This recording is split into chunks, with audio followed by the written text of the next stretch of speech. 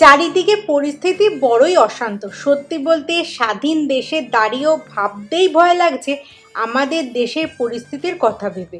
আরজি করের ঘটনা শোনার পর থেকে গা শিউরে উঠছে। এখন আবার ছোট ছোট শিশুরা মিসিং হচ্ছে।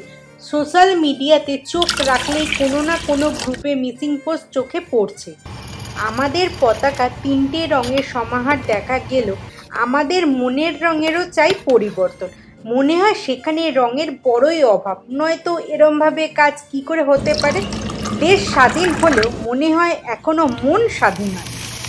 আমাদের সামান্য কারোর ভালো কিছু দেখলে আমরা মন খুলে বলতেই পারি না, বাহ কি ভালো হয়েছে, বা তোমায় না বড্ড ভালো লাগছে।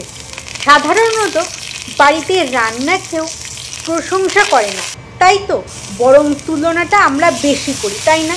তবে সত্যি বলছি, একবার প্রশংসা করে দেখবেন, যে ভালো কিছু করতে পারে না তাদেরও কাজের অদম্য ইচ্ছা শক্তি দ্বিগুণ হয়ে যাবে।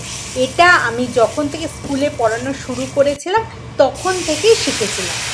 কেউ কোনো পড়া পারলো না তো কি হয়েছে, পরদিন হবে। যেটা করেছো অনেক ভালো করেছো, সেই ছেলেটি বা মেয়েটি কিন্তু পরদিন কাজ বা পড়া করে নিয়ে এসেছে। কথা বলতে বলতে আমার প্রায় রান্নাও হয়ে গেল। কিছুই না, সোয়াবিনগুলোকে সেদ্ধ করে অল্প তেলে নেড়ে তুলে নিয়েছি। একটা পাত্রে বেসন, টক দই আর জল ভালো করে মিশিয়ে রেখে দিয়েছি।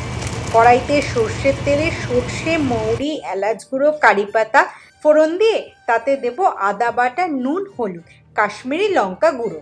একটু নাড়াচাড়া করে দেব ওই বেসন দইয়ের পেস্টটা ঢেলে। অল্প করে সামান্য জল দিয়ে মশলাটা কষাতে হবে।